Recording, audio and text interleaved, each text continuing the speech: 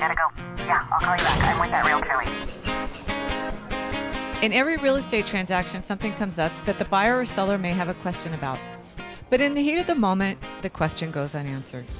Each episode, I talk with real estate experts and real estate vendors to provide a look at what goes on behind the scenes in the real estate world to get you answers. I blend in local Santa Cruz history, add some tips and tricks, all designed to help you be successful in your next real estate project. Tell your friends you can't talk right now because you are with the Realtor Lady. Hello, this is Michele Replogle, and you are with the Realtor Lady. Just a heads up, I have changed studios. I've talked about it. I'm down in my shed now in my backyard.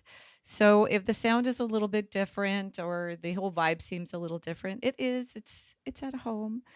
But I'm excited about it. I have more control over it, and I can have my guests on at more times, so I can have more guests. So here we go. Today I have Daniel Modell, and we are going to be talking about Santa Cruz Eastside history. The Eastside has, after talking to Daniel, I do believe this. The Eastside does not get its due. We have the West Side. We have Seabright. We even have Pleasure Point.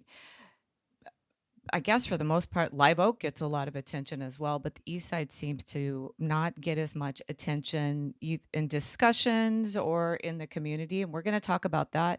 We're also going to go over historical monuments around the area, different areas of the East Side, and then we're going to talk a little bit about Daniel's own home buying experience and what he feels about the house that he bought.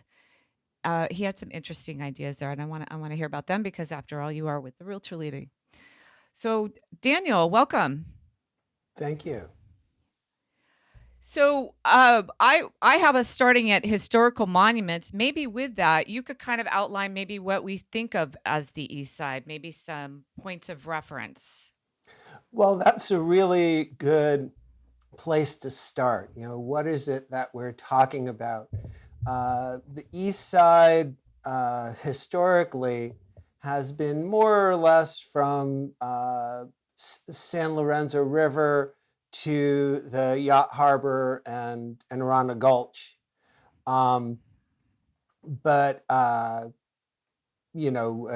Is Seabright part of the East Side? I've talked to a lot of Seabright residents, and they would concur. But it gets blurred, especially over on 41st Avenue, where there's a number of restaurants that might call themselves the Eastside Eatery. They are really blurring that line considerably. Well, it's interesting because when I've had listings in Seabright, people will come in to the open house and give me this very small little pocket that they consider Seabright, and they would not consider themselves part of the East Side. So it's one of those things. But labels are so contentious. When I purchased my house, this area wasn't referred to as the East Side; it was referred to as the Banana Belt. Yeah. Historically, I've done a lot of work in Eastside history, and I've talked to a lot of long-term residents, and they really feel strongly that the river to the harbor is the east side of Santa Cruz. And, geographically it is. I mean, part of the reason why it gets confusing to people is that the city, in their ultimate wisdom, hasn't put up any city limit signs that people can see. There's a tiny little one along Soquel that's way up on a light pole that nobody notices. And between that and the fact that I think it was in 1963, Live Oak residents started getting Santa Cruz addresses, also further confused things. Well, what was their addresses before 1963? That's a really good question. To To be totally honest, I'm not quite sure, but basically in 1963, there was a lot of talk of the Live Oak area getting annexed by either Capitola or Santa Cruz. And it was at that point forward that they started getting Santa Cruz addresses. Yeah. Capitola would have been happy to eat it all up. They grabbed them all. They wanted to get 38th, but they didn't quite get it. Okay. So what are some other monuments? So we have a tiny little city limits sign. You and I talked about some, but go back over some of the monuments around the area. There's some on Morrissey and well, it's island. Again, these terms are so subjective. Probably the only formal monument that I would say is on the east side is the one that I helped construct, which is for the Eastside Library, which is on the little triangle of land where Morrissey, Soquel, and Water Street intersect. How long ago was the library there? The library was there from 1921 until 1967. Well, that's a long time. I didn't know it was there that long. Well, it was one of 4 Carnegie libraries that were built in the early 1900s. I think it was the last of the 4. The Garfield Park, downtown, East Side. But do you know the 4th one? Okay. The 4th one. It's not a library anymore, but it's still here. No. It's the Natural History Museum in Seabright. Oh, I should know that. That was the Seabright Library. I follow them on Twitter. I think they mention it every once in a while. I wouldn't be surprised. They certainly honor that element of their past. And a lot of Carnegie libraries around the country that have been repurposed have become museums of one kind or another. But a lot of people can't imagine that there was a Carnegie library on that tiny little plot of land. Actually, when I started my project, there were people who were referring to that property as a traffic island, which it kind of sort of is. I can understand that, but that's a great way to depersonalize the space and turn it to an object as opposed to what actually had been around 1909 or so, El Portal Park. It was named that because back then it was at the portal, the entry point into Santa Cruz. So I got the marker for the library put up. I got the name returned to the park. It is actually a park again. And what's it called now? El Portal. Oh, it is called El Porto. Okay, yes. Now, okay. But other, historical markers along Morrissey at Hammond and at Melrose on the east side of the road, there are pillars which go back, again, I can't get the dates quite right, again, about 1908, 1909, when what was then known as the La Viega Park Tract was built, which is the area to the east of Morrissey and up above in what is now Prospect Heights. That was the La Viega Park Tract. So on one of the Facebook groups, the Reminiscent Facebook group, I can't remember the name of it right now, but the topic of the zoo came up. And yes. I don't know anything. There was a zoo up there off Prospect Heights. Yes, right below the park. The remains of the bear enclosure are still there with a date marker at the bottom for 1919 when it was built. The metal fencing is still there. I really would love to see a more formal marker placed up there. Problem is that a lot of these things can get vandalized. Yeah. Do you know how long the zoo was there? My guess off the top of my head would be maybe about 10 to 15 years. So I've seen pictures of bears and buffaloes. And there's newspaper reports of the bear getting loose. I think in the end, all the animals were either sold off and or I'm very sorry to say, what you'd say, euthanized, which is very sad.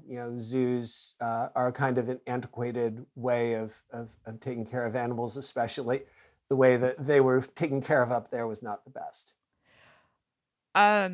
So, the West Side was kind of a tourist, lumber baron, kind of resource, lime kiln, and all that sort of stuff area. And then you have Aptos, which was kind of this rich playboy area, almost not playboy, it's not the right word, but kind of where the rich kind of played. And then you have the ocean. What was and I'm sorry, let me backtrack. Live Oak was also kind of the farmer section still. It was kind of there was orchards and then we had the chicken ranches. But what would you say the East Side, maybe even at the time of the zoo, what was that area for? Was it where mayors lived? What was that area kind of known for, as it were? Well, that's a very good question, and certainly in part, this area was residential, with houses, but actually before the chickens became king in Live Oak, they were here on the East Side. There were chicken farms everywhere. Actually, over on Parkway, there was a chicken farm with perhaps my favorite name. It was called Webb's Cackle Farm. Webb's Cackle Farm? Cackle Farm, the chicken sound, yes. So yeah, there were chicken, basically, at least it's my understanding that, as residential growth hit the East Side more, the chicken business moved more to Live Oak. So again, as far as I understand it, they were kind of here first. So chickens were definitely a big thing. Flower growing was a big thing as well. You got to kind of think of the East Side as having at one time kind of been like Live Oak. Up until 1905, the East Side wasn't part of Santa Cruz. It was the town of Branciforte. So, ooh, I didn't know that. Oh yes. So once it got annexed, you had a whole lot of development going on. Kind of again, like Live Oak has got a lot of development. So yes, it had been the town of Branciforte. The village of Branciforte was a secular colony that the Spanish set up right across the river from a mission, which was probably not one of their brighter ideas. There was a lot of acrimony between the mission and the Branciforte residents. but yeah, so I mean, it's always been a residential area, which again is probably part of the reason why it doesn't get the press. There's no big beaches. There's no there's no big business. Probably one of the biggest on the East Side historically was Ebert's department store and supermarket, which ran from Horst Schneider's, Rio. And yeah. Horst Schneider's, that's true. But Ebert's was here from 1915 until 1998, so it saw a lot of the development of the East Side. And a quick stint at a Harley store. Yes, the Harley store was there for a time. Now it's Lillian's Restaurant, which I should also mention is quite local. That is run by the Moreno family, who are my neighbors a few houses down from where I live. So I sold them a house. Yeah.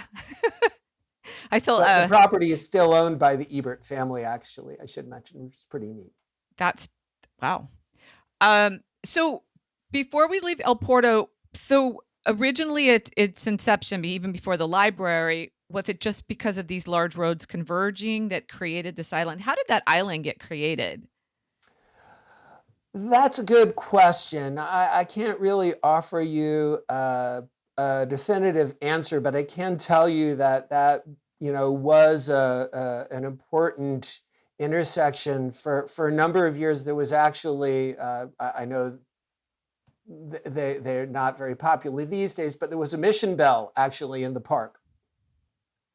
The mission bells, people associate with the missions. They were actually placed by early auto enthusiasts to encourage people to drive from one mission to the next. Obviously, they are quite controversial now, but the fact that one was there shows to me just how important that intersection was. Yeah. Yeah. I do remember the fountain. I do remember the fountain being empty and people sitting in it. I remember it Yeah, I kind of should also its mention about wane. the fountain that the wooden poles that were in the fountain were actually old telegraph poles. But yes, when the library got demolished in '68, I believe, they put in a fountain for a time, but it did become a congregating point for the homeless who had harassed passersby, and eventually they put an end to that. I was very appreciative that the city would allow that area to get redeveloped a bit and have the marker put in. I think it's worked very well. So you were going to talk a little bit about Arana Gulch.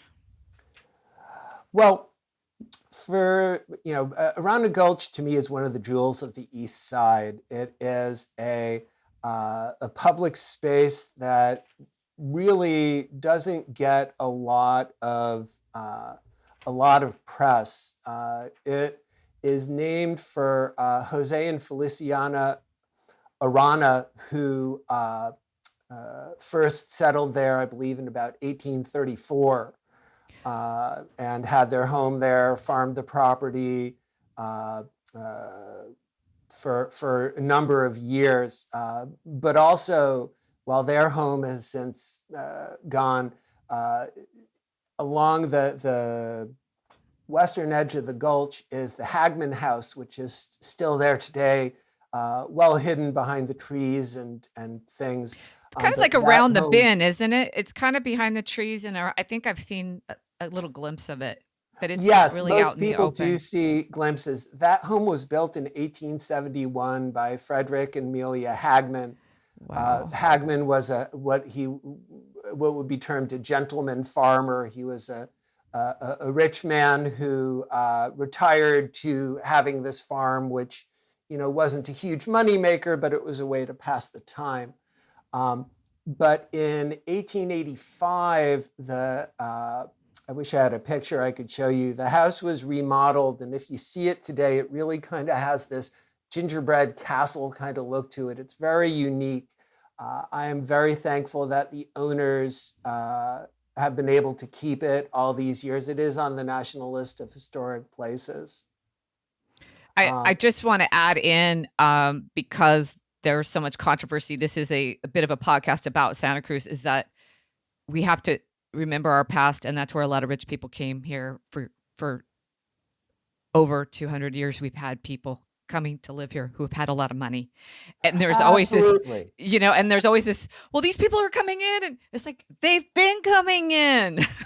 Yes, it is certainly not a new thing. We have a love-hate relationship with tourists and people coming from out of town, but it's always such a delicate balance. And Arana Gulch is really interesting because I'll give you a little bit of a backstory. In 1919, the Kinsley family purchased a lot of the Arana Gulch property and had a dairy there, which was called the Eastside Dairy, by the way.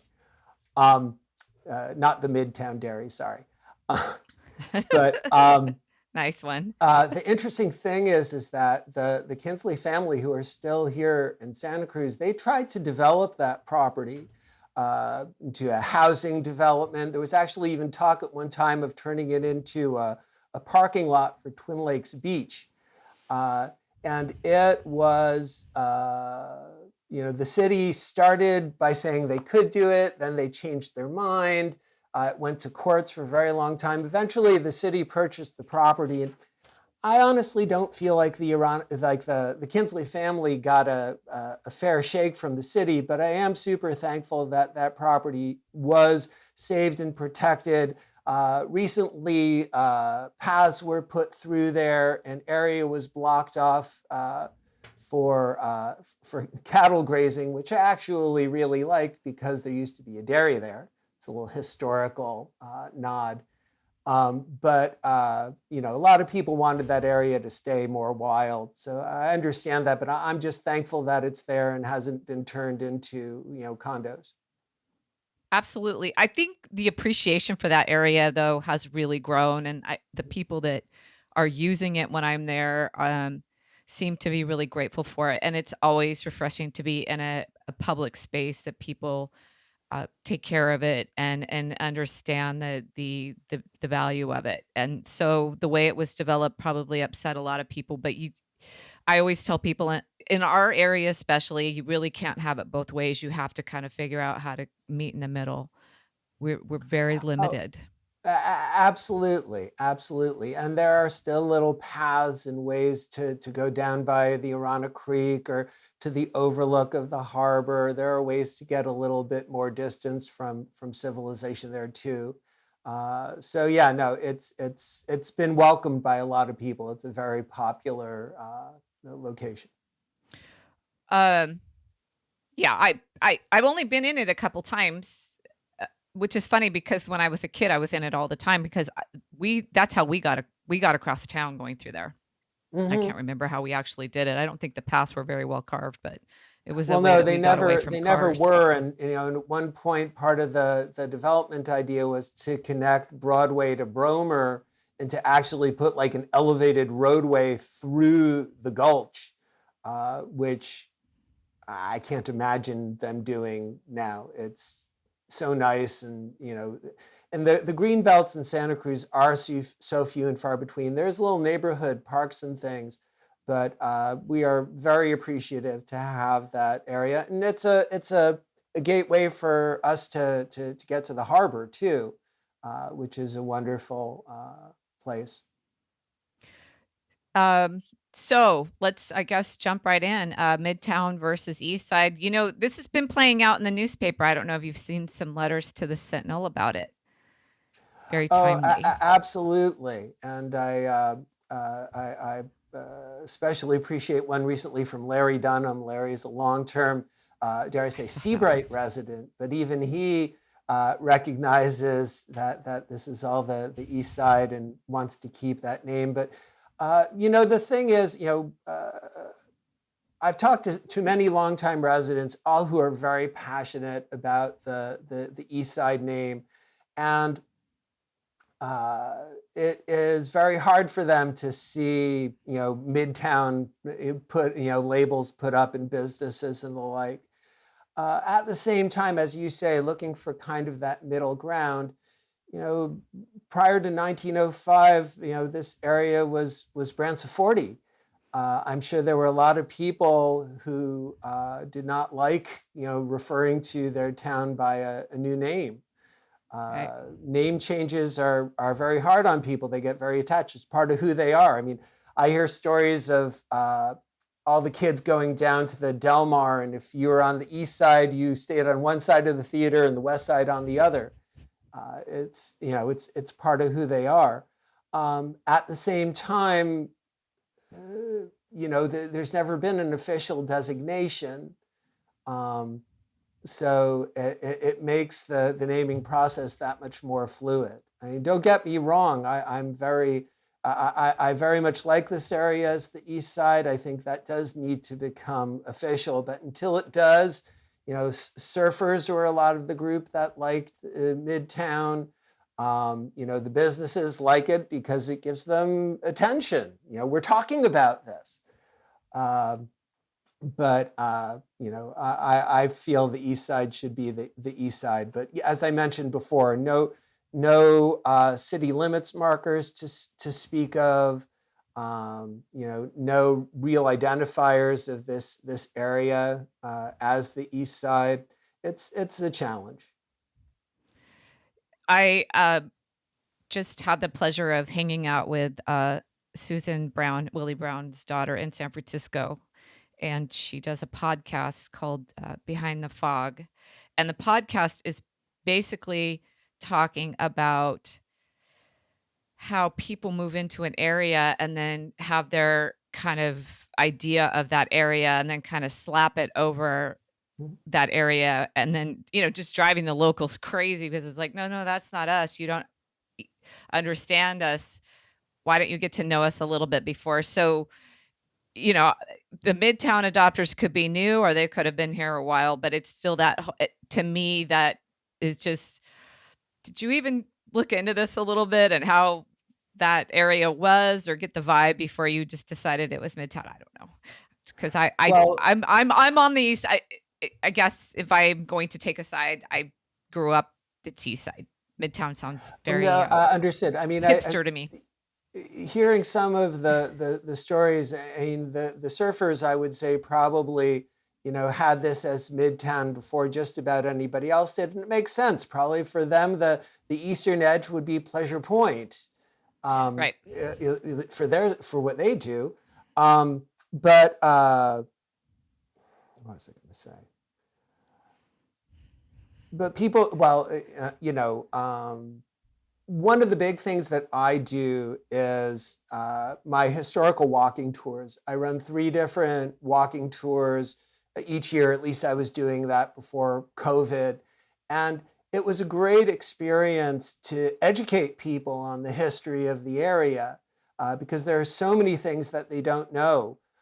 And once they start to learn, they take, you know, these things more seriously. It kind of becomes part of who they are, you know. How did your street get its name? Or who was the first person who lived in your house? My house was built in 1961, and I actually tracked down the family who originally owned it. Their daughter, who grew up in this house, lives in Tucson, Arizona. And she had photos of my house being built. And you know, to see those things, I'm so much more attached to my property and to my neighborhood. You know, one of the positive byproducts of the pandemic is all the people that get out and walk. You know, when you drive to work and you're at work and then you drive home, you know, you go in your door and you're in your house, you're not as connected to your neighborhood and where you live. The pandemic has allowed people to, you know, venture out in their communities, and I would hope feel more connected as a result. Yeah, I think it's really good to learn about. The historical tours are amazing. I'm glad you do those and hope that you resume those. Those are so much fun. You just get to learn so much about. And I think that's going back to what people don't know about Santa Cruz is layer upon layer. There's just so much amazing stuff that's happened here, and it just seems like this goofy little beach town when there's just really so much to it, really more than people understand. The first time I ran my Arana Gulch tour, I had over 100 people come. Oh my goodness. I went on one downtown. We did a walking tour of downtown. It was an earthquake anniversary tour. There was like 100 people. We could barely get, you know, you're just like racing to get up to I can't remember he's well known, trying to get up close Ross to Gibson, him. perhaps? It might have been Ross Gibson, but it was just hard to follow. And I was there. I mean, I was there for all of it. I was just kind of looking to learn more that I didn't know. But those large tours are tough, but so fun. You know, what I like about the tours that I do is that I talk about, you know, how the streets in the area got their name. Again, people feel so much more attached to their neighborhood when they understand the names of the streets. One of the things I know you had wanted to touch on, Hammond Avenue, which bisects Morrissey here on the east side.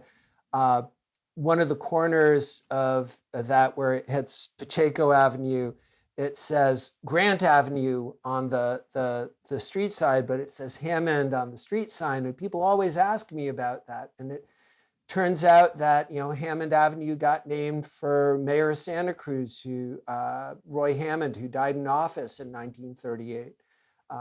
So, you know, I love doing these tours because I help acquaint people with the neighborhood where they live. And there are such great stories. There are so many amazing people who have lived in these neighborhoods with wonderful stories. You know, a fellow not always happy ones. A fellow in my neighborhood wound up in a Japanese internment camp in World War II. There are important stories to understand. At Pacheco Avenue, one of the highest end streets in my neighborhood, once had the city pound, along it. A fellow by the name of Doc Graves ran it. It's there. All these neighborhoods are so rich with history. I wish more people would research their homes, research their streets. There's so much to learn. The older homes, the older homes aren't too typically hard. I did follow a lot of trails on my house, but it really stopped in the 30s. My house is built in 26, so I was able to follow it maybe 35. And then after that, but a phone book back in the day, or a area book, whatever they were, they would give their full name, their occupation, I mean, like, oh my gosh, they're so crazy. They told everything about the woman who lived in my house was like a nurse, and it was her whole name. It even told when she got married. But yeah, between phone books and old newspapers, there's an incredible amount of information out there. It's not just the internet where all of our data is. It's all in these past measures. And just to let you know, the old phone book back in the day was called the Polk Directory. And for anybody who wants to learn about the history of their house, they have the Polk directories going all the way back to about 1920 down at the downtown library here in Santa Cruz. They're missing some years, though. They're not full. You've been doing your research. Yes, they have. I'm thankful that they do have what they have, though. They really all need to get scanned because some of them are falling apart. But they are, and so they do take some work too. Don't expect that you would go and just look. So my street name wasn't always Van Ness. I can't remember the street name that it was, and the numbering system changes as well. So as houses get built, I think my address was some other crazy address. There was a big shift in addresses in the 1940s, Santa Cruz wide, but that's actually one of the times when the Polk directories come in handy. Not to get too detailed here, but if you start going back and you know who the family was that owned the home, once the numbers change, you just find the same family, and odds are that's your house. So you can keep going back. But yes, it is harder. Yeah. Most every street has had a number change over the years. Or an address change. And then we've kind of hit on all the points. Just finishing up, sorry. Tell me a little bit about buying your house. You had an idea about owning a home and what it's like to live in a house that other people have lived in, and elaborate on that, because I thought that was kind of a cool idea.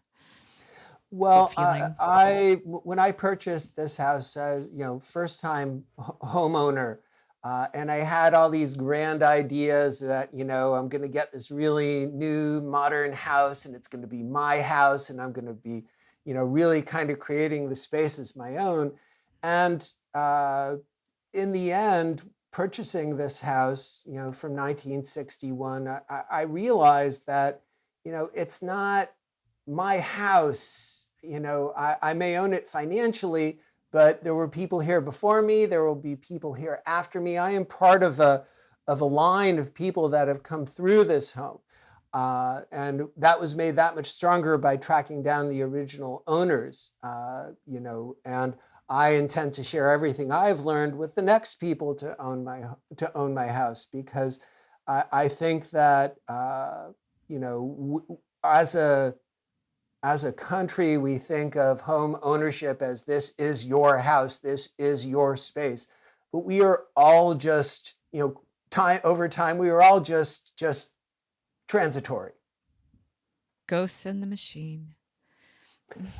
But I think it's important to have that kind of perspective, because then you appreciate your house at a deeper level. Then maybe you're less likely to blow it up and remodel it, because you sit there and you can appreciate. I know it's not for everyone, but the knob and tubing that goes back a long time ago, or or just the style of the house. You know, I live in a mid-century style home. You know, somebody could turn it into something different, but you know, it would lose any continuity with the past once you try to turn a house into something that it wasn't designed for. Yeah, our house was built in 26. Its original box, as it were. It's just a box. It's an 800 square foot box. It's pretty much the same. And we've changed the inside to be more comfortable, but we've never really wanted to change it completely. We do appreciate it, but we also appreciate the neighborhood and the area that we are. So I think being a little less attached to the house, a little bit more attached to the neighborhood and the area that you're in. You know, you get all inside your house and then that's just your world versus this whole rich area to enjoy. So yeah. Well, I realize it may not be the thing for you, but I do want to give a plug to the museum's Blue Plaque program. A lot of people feel that if you're going to get a historical blue plaque from the museum put on your home, that somehow it carries some historical designation that, you know, you can't do to your house what you want to do. That is totally wrong. Oh. It is purely decorative, purely to recognize the history of your home. I've helped a number of my neighbors get blue plaques. And you know, I think, you know, to go to the Realty angle, that having a blue plaque on your house, I gotta bet adds value. Well, once people learn, they can still really do what they want to do to their Right. house. Yeah, we're not like some of the historical towns where, you know, you have somebody chasing you for the color that you painted your house. But a lot of people think that when they see that, they think that it's somebody kind of getting their mitts in on your house and saying what you can and can't do. And that's not true. It's just respecting the history of the property. If you want help with the blue plaque, let me know. Well, on that note, we will sign off. How do people reach you? Are you going to be doing tours in the future? I had contemplated doing tours this year as things have gotten a bit better with the pandemic, but I did decide to hold off, especially because I figure there will be a lot of demand and I don't want a group of 100 people trailing me around town. It would scare me and probably scare my neighbors too.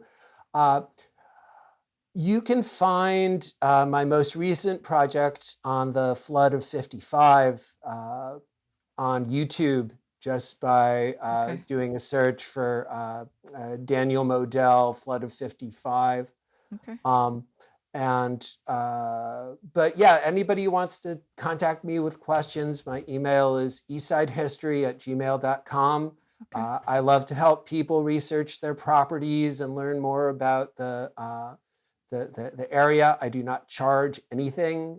All of my work is free, and that's important to me because I'm here to help everybody learn about our wonderful town. That is awesome. That's what I'm trying to do too. Well, I really, really super appreciate your time and being patient with the technical aspect of it. It's fine. You did great. Well, thank you. I'm getting better at this. It does take practice. This is not something you could just jump on and do. How long has your mom been doing it, by the way? My mom has been doing her podcasts down in Orange County for, gosh, I'm not sure, maybe 5 or 6 years. Wow.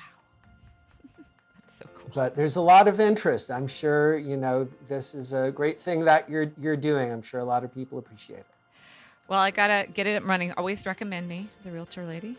And yeah,